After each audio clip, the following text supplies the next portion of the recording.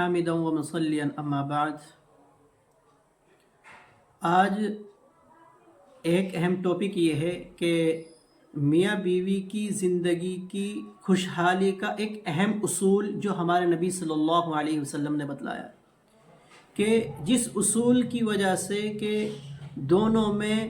آپس میں پیار محبت تو ہو سکتی ہے لیکن لڑائی جھگڑا نہیں ہو سکتا ہے۔ وہ اصول یہ ہے، آپ صلی اللہ علیہ وسلم نے فرمایا کہ اگر تمہاری بیوی کوئی ایسا کام کرے کہ جو تمہیں پسند نہ ہو تو اس اچھے کام کو چھوڑ کر کے اپنی بیوی کی دوسری اچھائیوں کو دیکھو، دوسری خوبصورتیوں کو دیکھو، دوسری ایسی چیزوں کو دیکھو جو تمہیں ان کی چیزیں پسند ہیں۔ مثلا اگر آپ کی بیوی نے کھانے میں نمک تیز کر دیا ہے تو اب آپ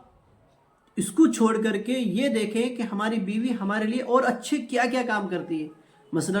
اچھے سے کپڑے دھو کر کے دیتی ہے، استری کر کے دیتی ہے، جیسے ہی ہم گھر سے نکلتے ہیں تو شوز پہ ایک دم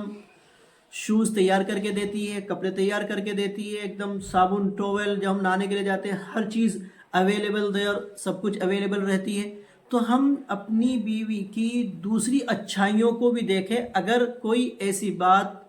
ہو جائے کہ جو ہمیں پسند نہیں ہے، اگر ہم اس طرح سے اپنی زندگی کو گزارنے لگیں گے